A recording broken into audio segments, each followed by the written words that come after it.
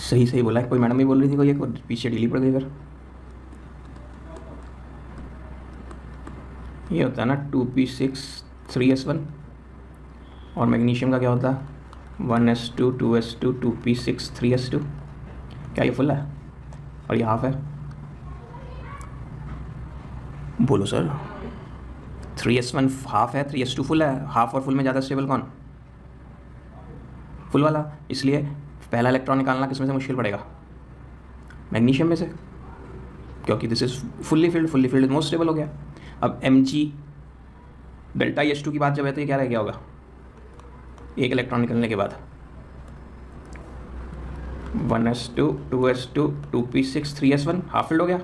और ये एक इलेक्ट्रॉन निकलने के बाद 1s2 2s2 2p6 3s0, ये नोबल गैस और ये हाफ फिल्ड। ज़्यादा स्टेबल कौन? तो अब इसमें से अगला इलेक्ट्रॉन निकालना किस में से मुश्किल पड़ेगा अगर आप अगला इलेक्ट्रॉन निकालना चाह रहे तो? इसमें से नहीं सर, अभी तो एक ही निकाला, H2 ही तो होगा अगला। अभी तो एक निकालने के बाद यहाँ पहुँचे ना, अगला निकालने के लिए जो देंगे वो डेल्टा H2 होगी ना। अब यहाँ तो भी जो दिया वो डेल्टा H1 दी है। बोलिए आया नहीं आया?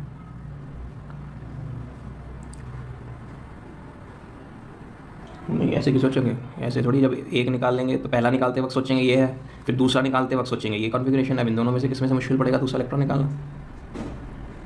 ठीक है। अब बोलो नेक्स्ट कौन? गैस में अगर इलेक्ट्रॉन देते हैं, इससे मिलता जुलता क्वेश्चन मैंने कराया था। ये इन्होंने किसी मेडिकल एंट्रेंस का या IPMT का क्वेश्चन पूछ लिया, वहाँ पे आ गया ये वही वाली चीज़ घुमा के पूछ ली उन्होंने। बोला इसका डेल्टा H -141 किलो जूल, और O नेगेटिव गैसियस को जब इलेक्ट्रॉन देते हैं तो O2 नेगेटिव गैसियस बनेगा। इसका डेल्टा H बताओ, प्लस में होगा माइनस में होगा? आप पढ़ चुके हो। तो अब ये बताओ, अगर मुझे O गैसियस से O2 नेगेटिव गैसियस तक आना है तो कितना खर्चा आएगा या कितनी कमाई होगी? तो ओवरऑल 780 -141 यानी पॉजिटिव में आएगा। यानी मेरे को खर्चा हुआ है, मेरी कमाई हुई। खर्चा हुआ तो O का O2 नेगेटिव बनना फेवरेबल या अनफेवरेबल?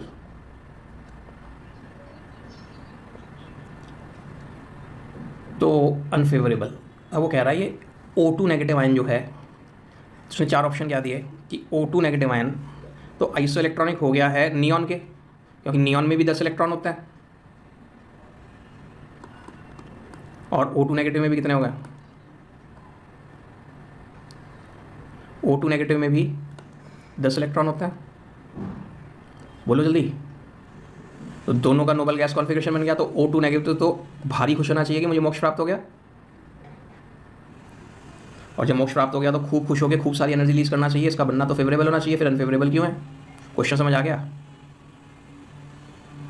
कि O अगर O2 नेगेटिव बनता है तो वो नोबल गैस कॉन्फ़िगरेशन अटेन कर लेता है लाइक नियॉन, फिर भी उसका बनना अनफेवरेबल क्यों है इन गैसियस फेज?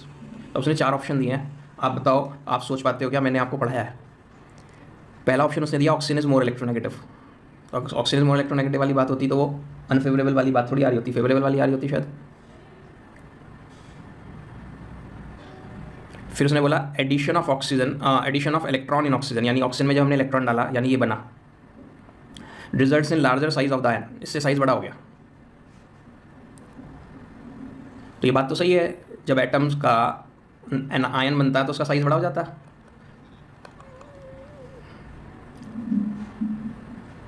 जब कोई भी एटम का एनायन बनता है तो पुलिस वाले तो नहीं रहते हैं, चोर बढ़ जाते हैं, इसलिए साइज बड़ा हो जाता है। तो सेकंड पॉइंट तो सही है कि एडिशन ऑफ इलेक्ट्रॉन से ऑक्सीजन का साइज बढ़ जाता है, पॉइंट तो सही है, लेकिन इसकी वजह से अनफेवरेबल है क्या? तीसरा पॉइंट है इलेक्ट्रॉन रिपल्शंस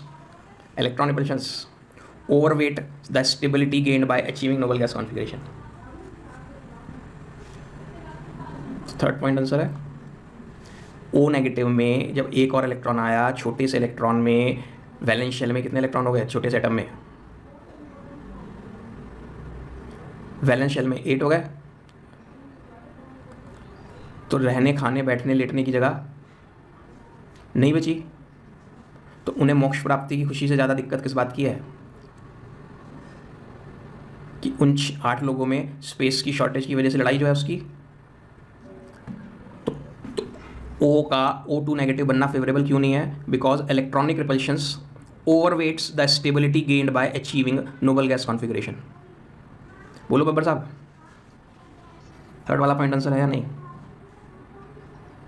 रीज़न समझ आ गया सबको कि ये नोबल गैस बनने के बावजूद भी इसका बनना फेवर्ड क्यों नहीं है? बिकॉज जो उनमें लड़ाइयाँ हो जाती हैं, लड़ाई झगड़े हो जाते हैं, रिपल्शंस हो जाते हैं, वो ओवरवेट कर लेते हैं उस बात को कि हमारा नोबल गैस कॉन्फिगरेशन है। जैसे एफ में हुआ था, एफ का जब एफ नेगेटिव बनेगा तो इसमें नोबल गैस कॉन्फिगरेशन हो जाएगा।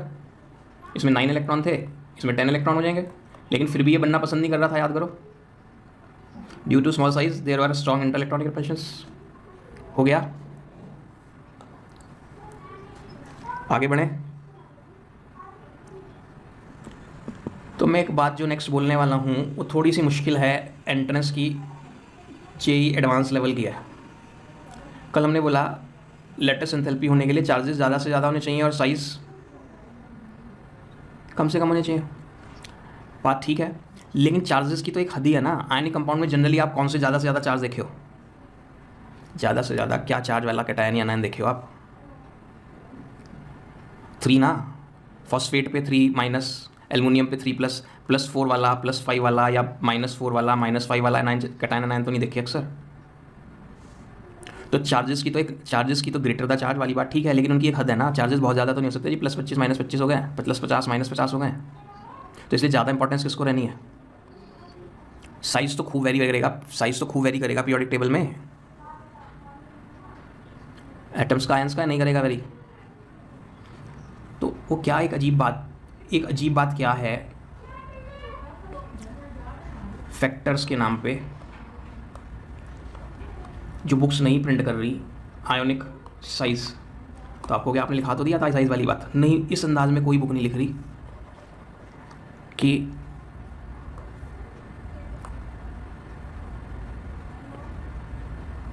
Small bonds better with small ions और larger bond better with large ions. क्या मतलब? एग्जाम्पल से बात क्लियर होगी। अगर मैं आपसे बोलूँ LiF, NaF, और बुक वाले हमारे सब यही कैटेगरी के एग्जाम्पल छापते रहते हैं ज़्यादातर, KF और RBF, एनायन तो सब में सेम है। जल्दी रिस्पॉन्स दो, यस नो। और चार्ज की तो कोई इशू नहीं है इस पर, +1 -1 +1 -1 +1 -1 +1 -1 चार्जेस तो सेम है। लेकिन एफ क्या छोटा सा नन्हा सा आयन है, और लिथियम छोटा सा आयन है या रुबिडियम छोटा सा आयन है? लिथियम और रुबिडियम में तो छोटा वाला छोटे के साथ, यानी इसकी लेटेस्ट एंथैल्पी, यानी इसके केस में जो आयनिक बॉन्ड होगा वो सबसे स्ट्रांग होगा। तो आपको कि मैं तो ये वाला फंडा लगा रहा हूँ जो आपने ऊपर सिखाया, मेरा काम कर रहा है। क्यों? देखो आर किसका छोटा होगा? ये तो कंचा नहीं, ये बोलूँ चलो कंचा, और ये टेबल टेनिस की बॉल, ये एन बड़ा हो गया, कंचे से बन गई ये क्रिकेट बॉल, और ये फिर से वही कौन, टेबल टेनिस की बॉल। अब ये बन गई बेस बॉल, और ये वो उससे टेनिस की बॉल, और ये बन गई फुटबॉल, और ये फिर से टेनिस की बॉल। तो किस केस में आर ज़्यादा है? आर ये तो था, तो इसका आर जब सबसे ज़्यादा है तो इसके केस में बॉन्डिंग सबसे वीक हुई होगी, बॉन्डिंग वीक होगी तो लेटेस्ट एंथैल्पी सबसे कम होगी या नहीं? लेकिन अब मैं आपसे पूछूं, ये बेरियम कार्बोनेट, ये कैल्शियम कार्बोनेट, ये मैग्नीशियम कार्बोनेट, और ये बेरिलियम कार्बोनेट। अब बेरिलियम का साइज सबसे बड़ा है, कहो पीरियोडिक टेबल दिखाऊं। Beryllium second group, magnesium, calcium, barium, बीच में स्ट्रोंशियम वगैरह भी आता है। बोलो हाँ या नहीं? तो अब आर सबसे बड़ा किसका होगा? कार्बोनेट आयन तो सब में कॉमन है, तो सबसे बड़ा आर किसका होगा? यस सर नहीं, मैं तो आर पूछ रहा हूँ मैडम, बेरियम वाले कंपाउंड का। अच्छा ठीक है, बेरियम वाले कंपाउंड का, हाँ या नहीं? और सबसे छोटा आर बेरिलियम वाले कंपाउंड का। तो लेटेस्ट एंथैल्पी किसकी सबसे ज़्यादा होगी?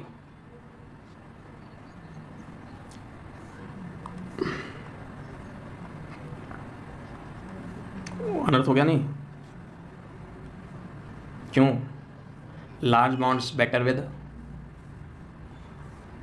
बड़ा वाला बॉन्ड जब बेटर रहता है, जब बॉन्ड नो डाउट ये बड़ा ही होगा, तो ये कम मजबूत है जब आयंस बड़े बड़े हैं। तो बेरियम बड़ा आयन, कार्बोनेट बहुत बड़ा आयन है ना, 4 एटम्स हैं अकेले कार्बोनेट में। कार्बोनेट आयन में 4 एटम्स हैं या नहीं, 1 कार्बन का और 3 ऑक्सीजन के, तो काफ़ी बड़ा आयन होगा। तो लार्ज बॉन्ड्स बेटर किसके साथ? लार्ज वाले आयंस के साथ। आया? हाँ जी। फॉर्मूला कहाँ लग रहा है इस पे? फॉर्मूले के हिसाब से तो कौन स्टेबल होगा? बेरिलियम वाला है, बेरियम वाला। ऊपर वाला कहाँ से हो गया इसमें? ऊपर नीचे आए तो यही तो मैं भी पढ़ा रहा हूँ कि फॉर्मूले के ऑर्डर में बेरिलियम वाला होना चाहिए, लेकिन वो वाला फॉर्मूला क्यों फेल हो गया? क्योंकि ये कैसे आयन है? कार्बोनेट आयन अपने आप में कैसा आयन है? लार्ज आयन है। तो कार्बोनेट, सल्फेट, नाइट्रेट जैसे आयन्स होने लगे तो कहानी उल्टी हो सकती है। मैं तो पहले बोला था समझ में आना मुश्किल है, जेई मेंस का भी नहीं है, जेई एडवांस लेवल का है। बुक्स वाले छापते ही नहीं इसलिए कि बहुत बड़ा एनायन हो जाए तो उल्टा ट्रेंड देखने को मिला। क्या देखने को मिला? कि बहुत बड़ा एनायन स्टेबल होना पसंद करता है किसके साथ? बड़े कैटायन के साथ। बड़े कैटायन के साथ। इस बात को मैं बोल रहा हूँ, large bond better with large ions. जब ये छोटे छोटे एनायन है तो ये किसके साथ स्टेबल है? छोटे आयंस के साथ, छोटे एटम्स के साथ। लेकिन जब बहुत बड़ा एनायन है तो वो किसके साथ स्टेबल होना पसंद कर रहा है?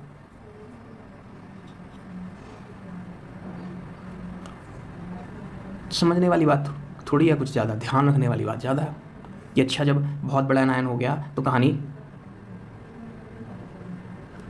रिवर्स गियर मार गई। और नहीं तो ये वाला एक स्पेसिफिक ट्रेंड याद रख लो, बेरियम कार्बोनेट वाला, कि कार्बोनेट के केस में उल्टा किस्सा था।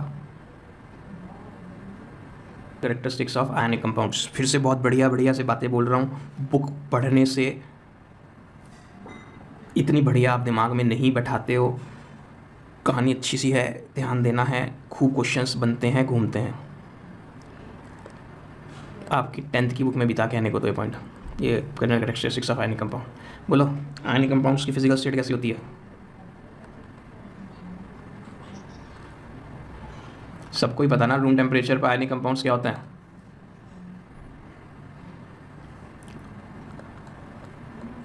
अब बताओ, मैं पूछ रहा हूँ, ये तो सभी को पता है ना, आयनिक कंपाउंड्स रूम टेम्परेचर पे क्या होते हैं? क्यों होते हैं solid?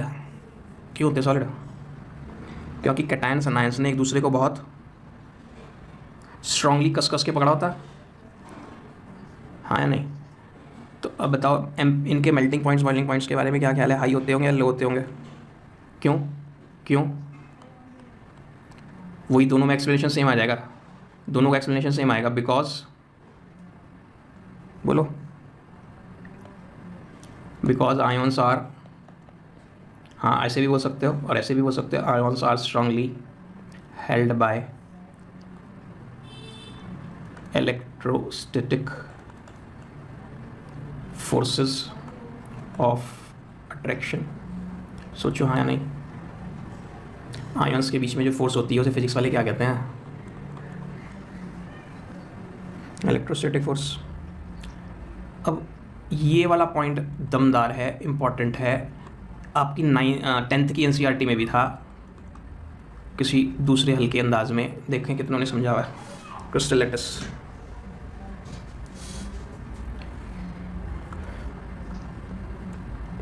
do not exist as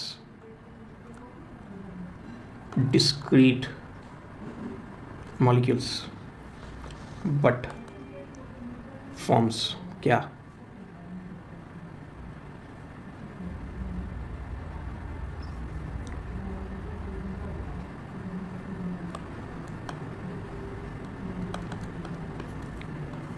अब डिस्क्रीट मॉलिक्यूल्स का मतलब बता सकते हो तो बताओ क्या है?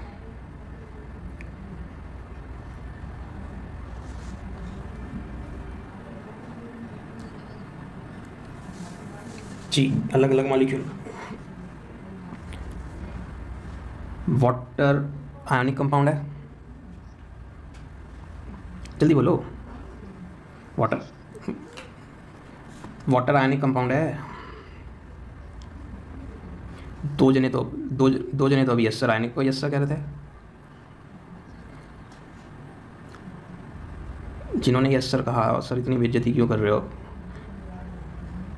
10th क्लास के टीचर की, जिससे 10th पढ़े हो, मेरी तो जो कर रहे हो कर ही रहे हो, मैं तो थक गया बता बता के। वाटर की फ़ोटो ऐसी होती है क्या? तो एच और ओ के बीच में आयनिक बॉन्ड है।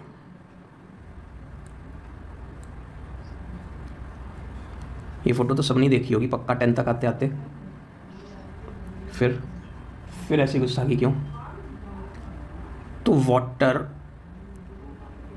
डिस्क्रीट मतलब अकेला मॉलिक्यूल, ये वाटर का दूसरा मॉलिक्यूल,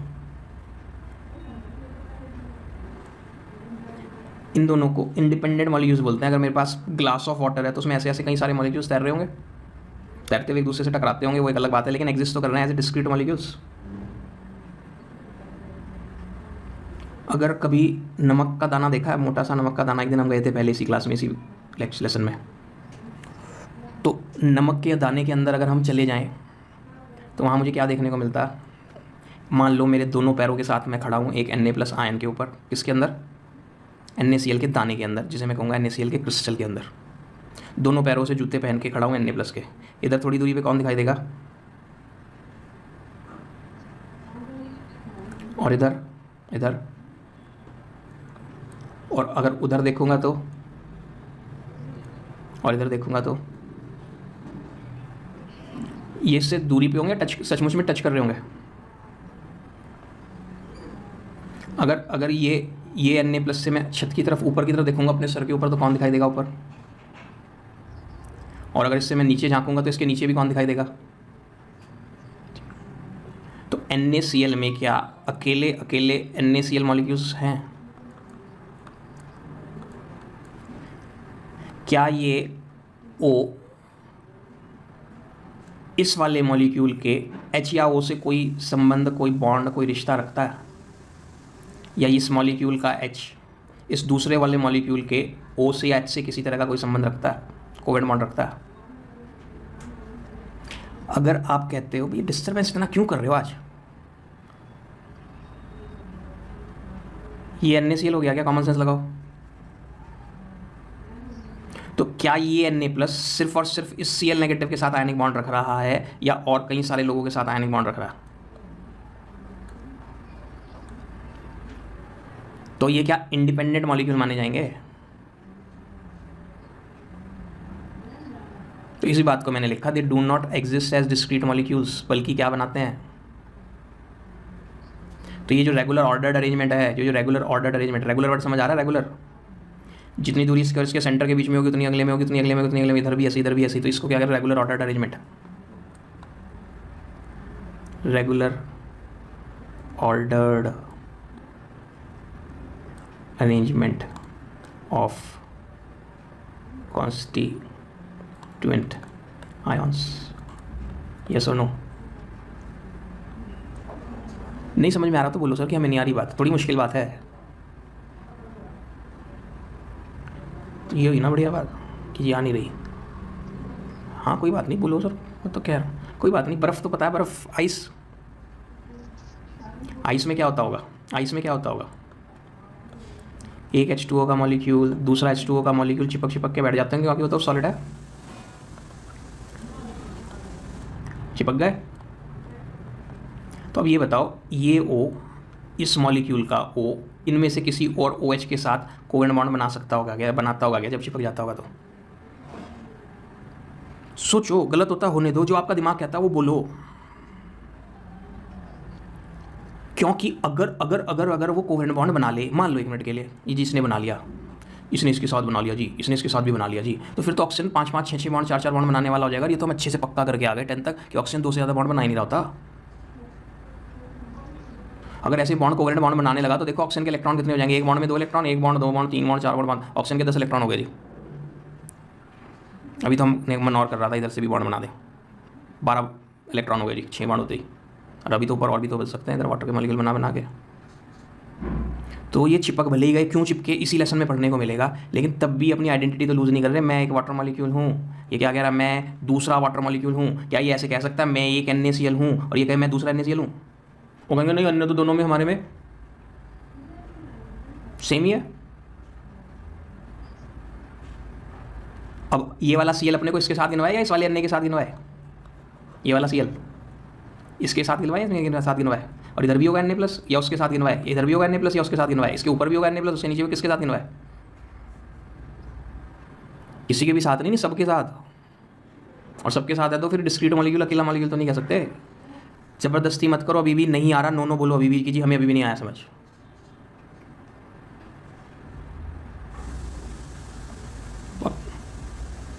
क्या नहीं आ रहा बताओ? ये कौन है? Na है या Na+ है? ये कौन है जिससे चिपका बैठा है? अब ये कहता है जी मैं तुम्हारे साथ आयनिक बॉन्ड बनाए हुए हूँ। मान लो उस क्रिस्टल में दूसरा Na+ और Cl- होता, ठीक है। ये कहता मैं तुम्हारे साथ आयनिक बॉन्ड बनाया हुआ हूँ, मैं बगल में इसके बैठा तो जरूर, लेकिन हम दोनों के बीच में आयनिक बॉन्ड नहीं है। तो हम इन्हें क्या कहते हैं कि तुम दोनों तो, कि मैं इससे चिपक के तो बैठ गया हूँ किसी रीजन से, लेकिन हम दोनों के बीच में आयनिक बॉन्ड नहीं है। तो फिर हम इन्हें भी क्या कहते हैं कि तुम दोनों कैसे मॉलिक्यूल्स हो? डिस्क्रीट अकेले अकेले अपनी अलग अलग पहचान रखने वाले। लेकिन क्या ये फिजिक्स कहती है कि Na+ Cl- के बगल में बैठे और इनके बीच में इलेक्ट्रोस्टैटिक फोर्स ऑफ अट्रैक्शन ना हो? फिजिक्स तो पढ़ी है ना, पॉजिटिव नेगेटिव को अट्रैक्ट करेगा ही। क्या ये पॉजिटिव सिर्फ एक ही नेगेटिव को अट्रैक्ट करता है? ये पॉजिटिव रख दिया तो जिधर से भी दांव लग गया उधर से नेगेटिव को खींच मारेगा। तो इसी तरह से ये इसके साथ दोस्ती कर लेगा और इसके साथ दोस्ती करते ही अब ये कहेगा जी हम दोनों NaCl हैं। कहेंगे नहीं NaCl हैं? ये Na कहेगा मैं तो तेरे साथ था, ये वाला Cl- कहेगा मैं तो तेरे साथ था। अब मैं इसके साथ हूँ, कितने मॉलिक्यूल्स दिख रहे हो आप, गिन पा रहे हो आप? इस पर 3 मॉलिक्यूल है क्या ये? कहाँ से हो गए 3 मॉलिक्यूल? 3 मॉलिक्यूल NaCl अगर मैं आपसे बोलूँ तो उसमें कितने Na और कितने Cl होंगे? 3 मॉलिक्यूल NaCl में 3 Na नहीं होंगे और 3 Cl नहीं होंगे, और हैं कितने यहाँ? और अभी तो मैंने पूरी फोटो नहीं खींची, यहाँ पे भी तो प्लस रखा हुआ है। ये कहेगा तू मेरे साथ है, Cl- है या Na+ है। यहाँ पे भी अगर तू मेरे साथ है तो उलझ गया है, तो मैं किस किस के साथ गिनवाऊँ? तो क्या कह देगा भाई मैं अकेला अकेला मॉलिक्यूल की तरह तो एग्जिस्ट कर ही नहीं सकता। हम अकेले अकेले मॉलिक्यूल की तरह तो एग्जिस्ट कर ही नहीं सकते। और जब अकेले अकेले तरह मॉलिक्यूल एग्जिस्ट नहीं कर सकते तो हमने कह दिया they do not exist as. बल्कि उन्होंने क्या बनाया हुआ है, बल्कि क्या बनाया हुआ है, एक बहुत बड़ा ढांचा बनाया हुआ है जिसमें अल्टरनेट आयंस रखे हैं। उस बड़े ढांचे का क्या नाम? रेगुलर अरेंजमेंट है ना। उनमें रेगुलर अरेंजमेंट इधर प्लस के बाद माइनस, माइनस के बाद प्लस, माइनस अल्टरनेट, इधर भी सब तरफ। तो उस ढांचे का क्या नाम रख दिया उन्होंने? Crystal lattice. नहीं आया तो ज़बरदस्ती अभी भी नहीं, अभी भी बोलो जी नहीं आ रहा। Each Na surrounded by 6 Cl- याद करो इसी चैप्टर में coordination number, and each Cl- surrounded by 6 Na+। तो अगर आपको याद आ रहा हो, हमने एक वर्ड पढ़ा था फॉर्मूला मास फर्स्ट चैप्टर में और क्लास 9th में, और एक वर्ड पढ़ा था मॉलिक्यूलर मास। कई लोगों को तो आज सांस ही नहीं आ रहा। मैं जिस दिन लेवल थोड़ा बढ़ा देता हूँ ना उस दिन आप उड़ जाते हो बिल्कुल। एक वर्ड आया था फॉर्मेलिटी और एक वर्ड आया था molecularity, denoted by capital M। Molecularity गलत लिख गया हूँ, हाँ ठीक है, मोलरिटी मैं तो बोल रहा हूँ, मैं गलत लिख गया हूँ। कैपिटल M और फॉर्मेलिटी कैपिटल F, याद आई? मोलरिटी क्या होता था? Weight of substance in grams upon molecular weight upon volume of solution in litres. ये क्या था? Weight of substance in grams upon formula weight upon volume of solution in litres. याद आ रहा किसी को? 9th में भी था। तो फॉर्मूला वेट कब लगाते थे और मॉलिक्यूलर वेट कब लगाते थे? हाँ, तो तब स्पेशली बताया था ये किसके लिए है, आयनिक कंपाउंड के लिए, और ये किसके लिए है। क्यों? अब समझो, अगर मैं आपसे पूछूं नमक का फॉर्मूला बताओ तो आप यही तो बताते हो या नहीं? Common salt. तो ये गलत है या नहीं है? सचमुच में फॉर्मूला तो ये होगा। क्यों? क्या हो गया भाई SS साहब को? कितने अन्य इस क्रिस्टल में, कितने अन्य? मान लो 1 लाख, तो क्लोराइड भी कितने? 1 लाख, और सब एक दूसरे से इंटरलिंक्ड है क्या? तो फॉर्मूला तो इस क्रिस्टल का ही होगा। जैसे चीनी के एक मॉलिक्यूल का फॉर्मूला C12H22O11 होता है या नहीं, एक मॉलिक्यूल का, क्योंकि एक मॉलिक्यूल के अंदर ये तो लोग होते हैं। वाटर के एक मॉलिक्यूल का फॉर्मूला H2 होता है नहीं। तो ये एक मॉलिक्यूल तो होता ही नहीं, मॉलिक्यूल वर्ड तो इसके लिए यूज ही नहीं करना चाहिए। मॉलिक्यूल वर्ड कब होगा, जब इंडिपेंडेंटली एग्जिस्ट करे मॉलिक्यूल की definition which can exist independently. तो NaCl तो इंडिपेंडेंटली एग्जिस्ट ही नहीं करता है, तो हमेशा क्या बनाता है, क्रिस्टल लैटिस। तो इसको क्या कहें, मॉलिक्यूल या फॉर्मूला यूनिट। यूनिट तो समझते हो ना, सिंपलेस्ट पार्ट को। तो इस क्रिस्टल का सिंपलेस्ट पार्ट कौन हुआ, NN की रेशियो लेके 1:1। तो ये क्या है, क्रिस्टल का सिंपलेस्ट पार्ट, उनकी सिंपलेस्ट रेशियो। तो सिंपलेस्ट रेशियो के लिए क्या वर्ड यूज कर दिया उसने, फॉर्मूला यूनिट। और इसका जो वेट होगा वो फॉर्मूला वेट। और ये क्या है, ये क्या है, मॉलिक्यूल। ये मॉलिक्यूल नहीं मानते, क्योंकि मॉलिक्यूल तो इंडिपेंडेंटली एग्जिस्ट करता ही नहीं। अनुकृति जी को समझ आ रहा है नहीं, डर लग रहा मुझे, क्योंकि आप लेट आए ना बहुत। नहीं आ रहा तो पूछ लो, आ रहा नहीं आ रहा तो पूछ लो बिना हेजिटेशन। मुस्कान अरोड़ा जी आ रहा है,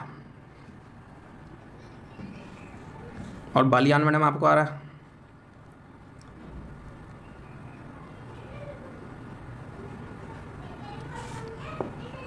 सांस भारी क्यों हो गया, नहीं आया तो पूछो, जब हम यहाँ अटक गए।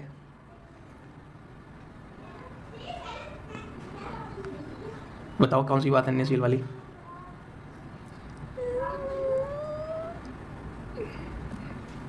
मैं आपसे ये कहूँ कि नमक का सबसे छोटा यूनिट बताओ। जैसे मैंने आपसे बोला आइस में किसका बना आइस, तो आप क्या कहोगे, H और O का, या कहोगे H2O का। तो H2O का ना, तो उसमें स्मॉलेस्ट यूनिट कौन है, H2O। तो क्या स्मॉलेस्ट H2O जो मॉलिक्यूल है वो एग्जिस्ट करता है। जब मैं बर्फ़ का पानी बनाऊंगा तो यही मॉलिक्यूल थोड़ा दूर दूर हो जाएंगे, और जब मैं पानी का वेपर्स बनाऊंगा या स्टीम बनाऊंगा यही मॉलिक्यूल और दूर दूर हो जाएंगे। और अगर मैं इतना गर्म कर दूं कि ये बॉन्ड ही टूट जाए, तो फिर तो क्या वाटर रह जाएगा। तो वाटर तो तब तक ही है ना जब तक ये 2H एक को जुड़े हुए हैं। तो ये इंडिपेंडेंट मॉलिक्यूल है, डिस्क्रीट मॉलिक्यूल है या नहीं। अब आपसे कहा जाए, मैं आपको नमक देता हूँ, नमक जैसे यहाँ मैंने अभी आपको आइस दिया था, तो आइस सॉलिड आइस की तरह मैंने आपको सॉलिड नमक दिया। तो इस आइस में H2O के खूब सारे मॉलिक्यूल्स थे। वो खूब सारे H2O के मॉलिक्यूल्स, एक H2O दूसरे H2O से चिपका हुआ था, तीसरे H2O से चिपका हुआ था, चौथे H2O से चिपका हुआ था।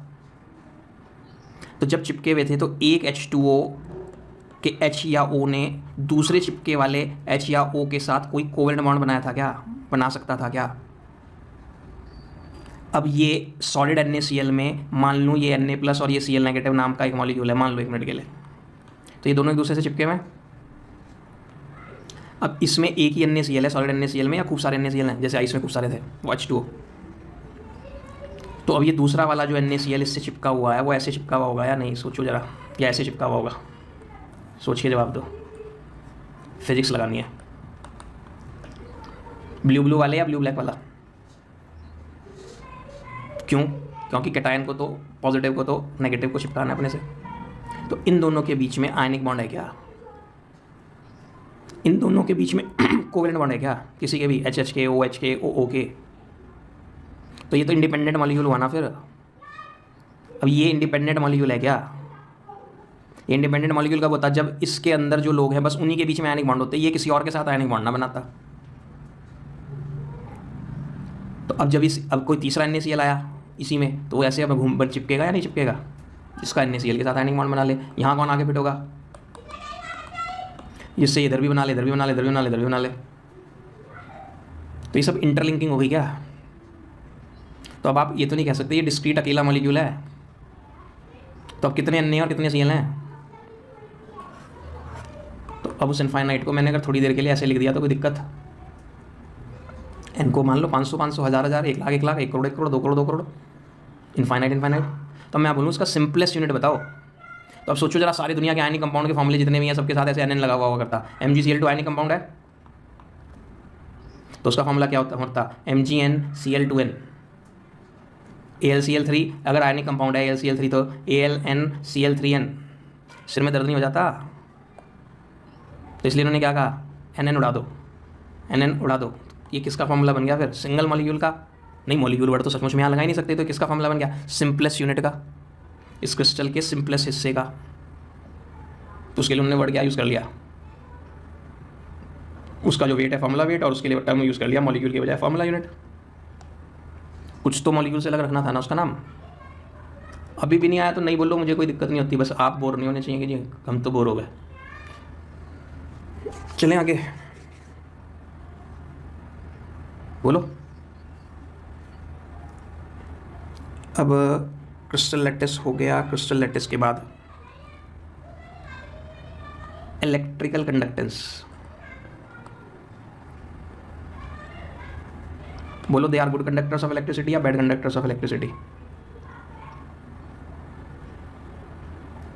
सबने 9th पास करी थी या स्कूल वालों के पैरों में गिर के प्रमोशन लिया था?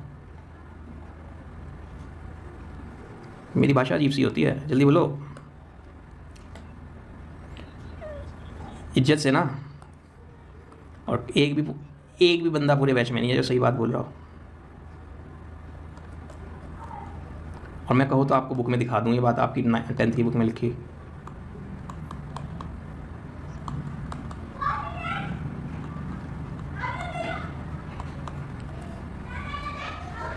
जब भी कभी आपको कोई सॉल्ट मिलेगा तो वो सॉलिड स्टेट में ही तो मिलेगा। रूम टेम्परेचर पे वो सॉलिड स्टेट में ही तो होता है। अभी पढ़ा नहीं ऊपर physical state, solid at room temperature. सांस क्यों नहीं आ रही? But they become good conductors कहाँ? इन लिक्विड स्टेट को मैंने और बढ़िया लिख दिया।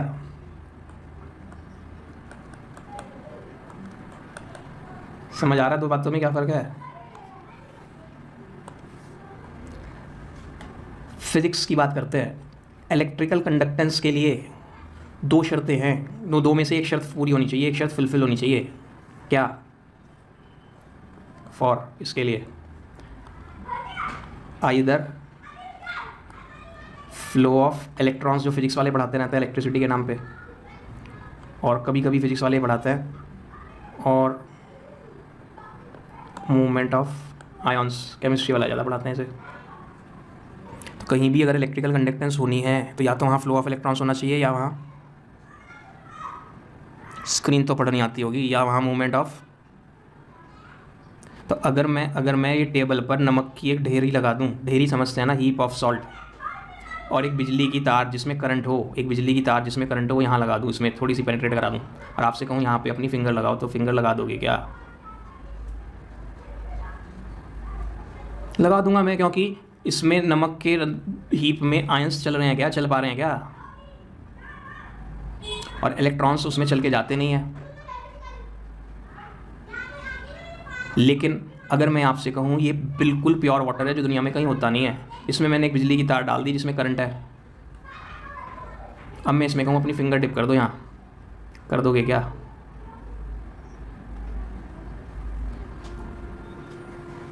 मैं कर दूंगा, आपका मुझे पता नहीं, बस मुझे ये विश्वास दिला दे कि ये वाटर बिल्कुल प्योर है, क्योंकि pure water is bad conductor of electricity.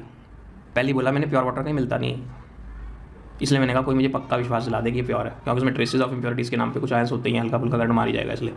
लेकिन जैसे मैं इस पानी में दुनिया का कोई भी नमक घोल दूंगा, मान लीजिए नमक NaCl ही घोला, तो Na+Cl नेगेटिव अलग अलग होकर तैरने लगेंगे या नहीं? 15 मिनट का आर्टिकल था जिसमें हमने 1 घंटा लगा दिया आज।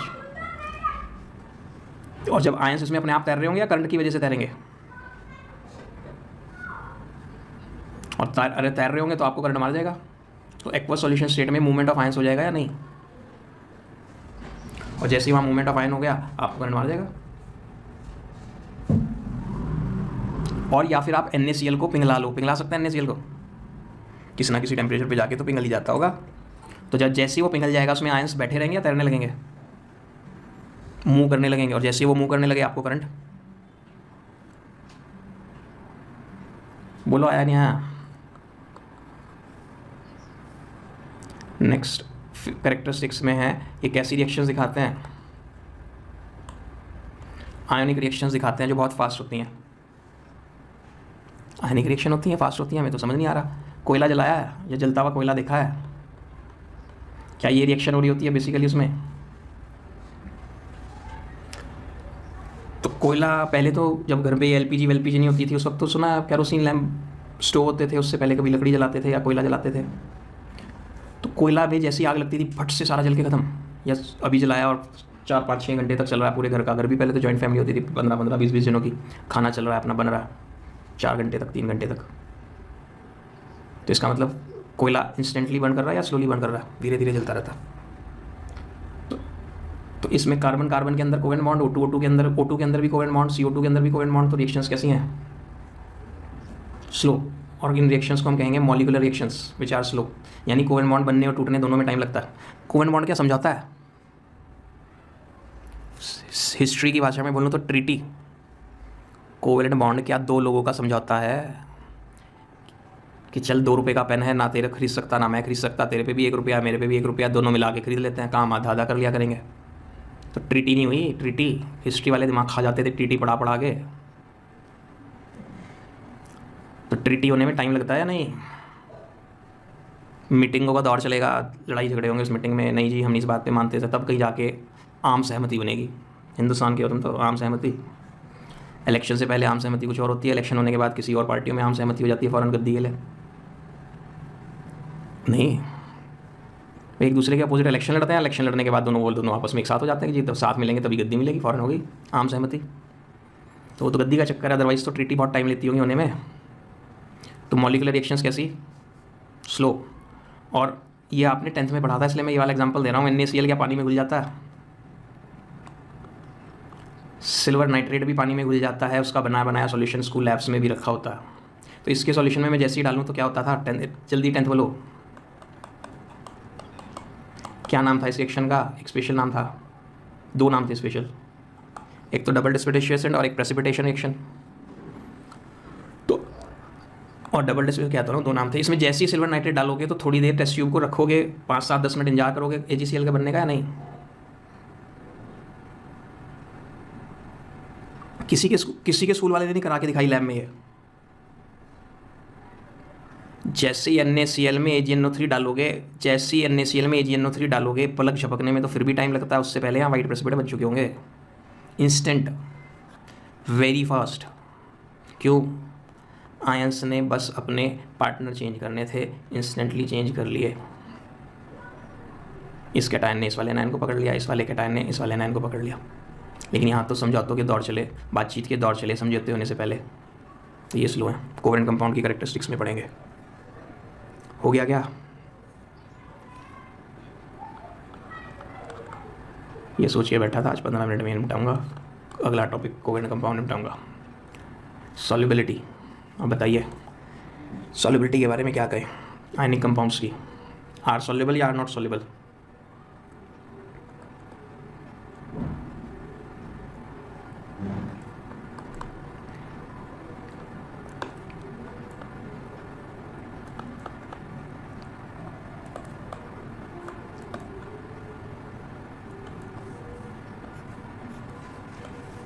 फिर से 10th क्लास शायद बताया हो टीचर ने।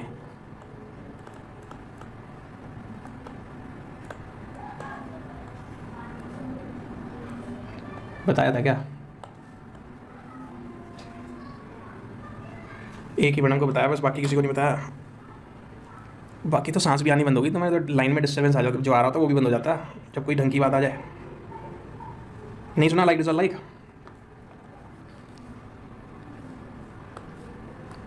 जो जैसा है वो वैसे को डिज़ोल्व करता है, जो जैसा है वो वैसे में डिज़ोल्व होता है। पोलर चीज़ें पोलर में घुलती हैं, नॉन पोलर चीज़ें नॉन पोलर में घुलती हैं। अब पोलर नॉन पोलर किसे कहते हैं हमें तो यही नहीं पता है ना।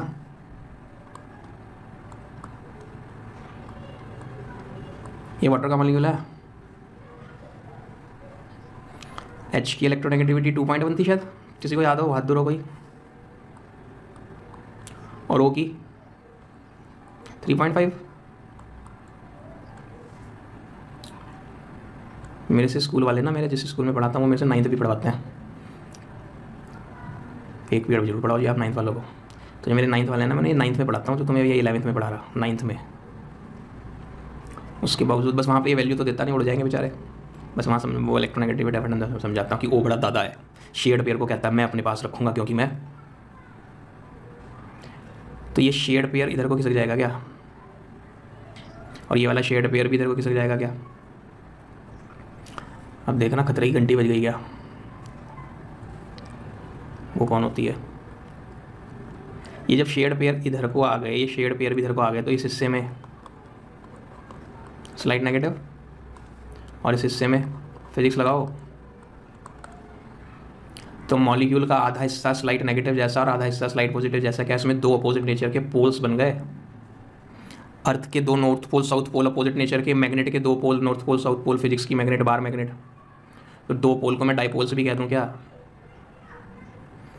तो जिस मॉलिक्यूल में डाइपोल्स बन जाएं वो क्या, पोलर मॉलिक्यूल। और वाटर सॉल्वेंट का काम करता है क्या, चीज़ों को अपने में घुल सकता है क्या, तो इसलिए वो कैसा सॉल्वेंट। तो ये चार्जेस जैसा सा हो गया क्या। और आयनिक कंपाउंड में तो फुल फ्लेज चार्ज ही हैं, स्लाइड चार्ज हैं, फुल फ्लेज हैं। तो इस NaCl को, ये वाटर, देखो ऊपर वाले की चालाकी, पानी में नमक को घुलवाना था। नमक आयनिक कंपाउंड है, वाटर कोवेलेंट कंपाउंड है, लाइक डिसॉल्व लाइक के हिसाब से घुलने नहीं चाहिए थे। आयनिक में आयनिक घुलने चाहिए, कोवेलेंट में कोवेलेंट घुलने चाहिए। तो भगवान जी ने क्या करा, अपने रिसर्च लैब में साइंटिस्टों को लगा दिया, दिन रात कुछ भी करो, नमक को पानी में घुलना है, नमक को पानी में घुलना है। साइंटिस्टों ने बैठ के उन्होंने कहा था वाटर का मॉलिक्यूल टेढ़ा करो पहले तो, नहीं तो शुरू में तो ऐसा बनाया था उन्होंने शायद। टेढ़ा करने से क्या होगा, ये इधर को खींचेगा, इधर को खींचेगा, फिजिक्स लगाओ वेक्टर, नेट रिजल्टेंट उधर आ जाएगा या नहीं। तो इधर के हिस्से में स्लाइड नेगेटिव, इधर के हिस्से में NaCl को अपने खानदान का मेंबर लगने लगेगा कि हम भी आयनिक है, तू भी आयनिक जैसे ही लग रहा है। मैं तो वाटर कहेगा मेरे में भी चार्जेस जैसे हैं, तेरे पे भी चार्जेस हैं, हम दोनों तो एक से लग रहे। इसलिए तो कई स्टूडेंट्स ने आज याद करो बोल दिया था वाटर इज आयनिक कंपाउंड और सोचे पानी H+ और OH नेगेटिव देता है, याद करो। बोले नहीं थे क्या आज स्वर्ण जी आप, बोलो जल्दी आया नहीं आया। तो NaCl को जो एक दूसरे से चिपके बैठे थे, पानी ने बहकाया, और देखो कैसे बहकाया स्टाइल से, इसकी तरफ को ना पानी आया और पानी ने अपना H इसकी तरफ घुमा दिया क्योंकि H पे क्या है,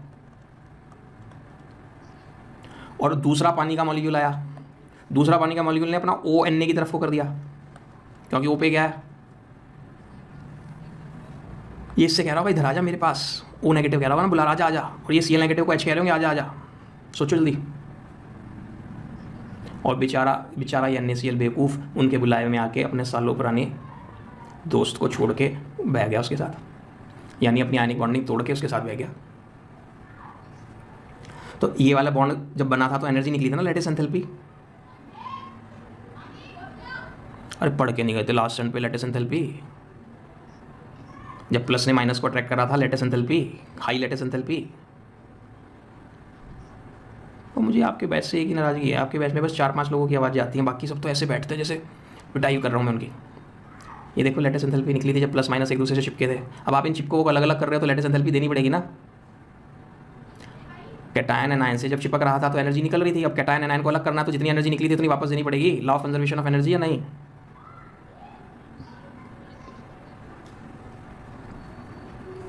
तो अब एनर्जी देनी पड़ेगी, तो जीने के लिए अलग अलग करने के लिए जो एनर्जी देनी पड़ेगी उस एनर्जी का क्या नाम रखूं, बोलो। चलो पहले एक नाम दूं, ये Cl नेगेटिव की पानी से दोस्ती हो गई क्या, तभी तो इसके साथ गया। Na+ की भी पानी से दोस्ती हो गई, तो इस दोस्ती को नाम दें, इस दोस्ती को नाम दें क्या, इंग्लिश लगानी है थोड़ी सी। सॉल्यूट की सॉल्वेंट के साथ दोस्ती को क्या कह दिया, सोडियम क्लोराइड का क्या हो गया, सॉल्वेशन हो गया। और इफ सॉल्वेंट इज वाटर तो हमने एक रिफाइंड नाम और क्या दे दिया, हाइड्रेशन। भाई क्या अल्कोहल में कुछ चीनी घोलूं तो घुल जाएगी। अल्कोहल सुना है, क्यों नहीं घुलेगी भाई, अल्कोहल भी कोवेलेंट कंपाउंड है, चीनी भी कोवेलेंट कंपाउंड है, वो तो बड़ी खुशी से घुलेंगे। पढ़ा था 10th में, covalent compounds are soluble in organic solvents like ethanol. यही तो प्रॉब्लम है, हमें टीचर पढ़ा देता है, हम बुक पढ़ लेते हैं, फिर भी हमें पता नहीं होता कि हमने पढ़ा क्या, टीचर ने पढ़ाया क्या। जैसे मैंने देखो बुक वाली लैंग्वेज बोली एकदम आपको कई जनों को याद आया, यस सर, हाँ था तो ये लाइन। तो उसी चीज़ों को तो इंटरप्रेट करना था, वहाँ 10th के लेवल पे इंटरप्रेट कर रहे होते। तो देखो इस वक्त मेरा आर्टिकल खत्म हो चुका था, मेरे को सारी 10th भी पढ़ानी पड़ रही है, सारी 9th भी पढ़ानी पड़ रही है। आपको नहीं पढ़ानी पड़ रही? आपको नहीं चाहिए, हमारे तो 9th में और 10th में 90% से ऊपर मार्क्स थे साइंस में, केमिस्ट्री में। आप देखो एक भी रिस्पॉन्स देते हो आप 9th 10th क्लास वाला? जब मैं इंग्लिश वहाँ की बोलता हूँ, इंग्लिश बोलते याद आ जाता, हाँ ये स्टेटमेंट हटा था। तो किसी भी सॉल्यूट की सॉल्वेंट के साथ दोस्ती, किसी भी सॉल्यूट का किसी भी सॉल्वेंट में घुल जाना, डिसोल्यूशन तो है ही, दूसरा एक नाम क्या? और अगर वो सॉल्वेंट पानी हो तो उसे क्या कह देते हैं? तो solvation is the general term जब आपने किसी भी सॉल्यूट को किसी भी सॉल्वेंट में डिसॉल्व किया, और हाइड्रेशन जब आपने किसी भी सॉल्यूट को, तो इस सॉल्यूट की इस सॉल्वेंट के साथ दोस्ती हो गई ना, तो उस दोस्ती यानी दोस्ती को नाम दो अट्रैक्शन। दोस्ती का नाम अट्रैक्शन और लड़ाई का नाम रिपल्शन। तो उस अट्रैक्शन से एनर्जी रिलीज होगी ना। पढ़ा तो दिया जहाँ भी कहीं अट्रैक्शन होगी वहाँ एनर्जी रिलीज होगी। एग्जाम्पल नहीं दिया था कि मुझे ये दो चीज़ें आपस में जुड़ी हैं, इन्हें तोड़ना है तो हथौड़ी ला के मैं यहाँ मार रहा हूँ, छेनी हथौड़ी मार रहा हूँ, तो अलग करना है तो एनर्जी देनी पड़ेगी, और चीज़ें अपने आप आके जुड़ रही हैं तो एनर्जी। पढ़ाया नहीं था चैप्टर के शुरू में, बॉन्ड फॉर्मेशन से एनर्जी रिलीज होती है। तो आप बॉन्ड, इनका बॉन्ड टूट रहा है, यहाँ तो एनर्जी देनी पड़ेगी, कौन सी? To give. और यहाँ इन दोनों में अट्रैक्शन हो रही है, यहाँ क्या हो रही है? Delta solvation. और ये कैसी होगी? रिलीज। बिजनेस कब करोगे? देने वाला माल ज़्यादा हो या कमाने वाला माल ज़्यादा हो? ये तो नहीं पढ़ाना पड़ता देखो किसी को भी। कौन सी क्लास में पढ़ाया था ये वाली बात? बोलो। कहते ये किसी क्लास में नहीं पढ़ाया, ये तो हमें अपने आप ही पहले से ही पता है कि नहीं? तो अब सोचो सॉल्युबिलिटी कब होगी? अगर कमाने वाला माल यानी सॉल्वेशन एंथैल्पी ज़्यादा हो किससे? देने जाने वाले में। खर्चे वाला माल, खर्चे वाला काम कौन सा है? लेटेस्ट एंथैल्पी से तोड़ने में जो खर्चा आ रहा है। अब मान लीजिए इसे तोड़ने में तो लग रहे हैं 500 रुपये और इनकी दोस्ती से निकलना है 700, तो आप क्या कहोगे? 500 रुपये खर्चते खर्चते, क्योंकि 500 खर्चने से कितने कमाओगे? ओवरऑल 200 की कमाई हो जाएगी। तो फॉर सॉल्युबिलिटी अगर सॉल्वेशन एंथैल्पी लेटेस्ट एंथैल्पी से ज़्यादा है तो चीज़ें डिजॉल्व होंगी। इफ़, बस मैडम रोक रहे हैं, आप क्या करें, गहराइयों में तो टाइम तो लग रहा ही होता है, लेकिन उल्टा हो जाए तो क्या होगा? बोलो जल्दी, बस रोक रहे हैं मैडम 1 मिनट। उस केस में क्या हो जाएगा? और इफ़ ये हो जाए यानी दोनों कंपेरेबल हो तो क्या कहूँ? हाँ बस पार्शियली सॉल्युबल, या उसी को मैंने क्या दिया? Sparingly soluble. पार्शियली का ही दूसरा वर्ड है स्पेरिंगली। आया कुछ? लास्ट वर्ड लिख दूं इसी बात को दूसरी तरह से, solubility is inversely proportional to latent enthalpy. जितनी लेटेस्ट एंथैल्पी ज़्यादा होगी उसे डिजॉल्व करना उतना मुश्किल हो रहा होगा नहीं?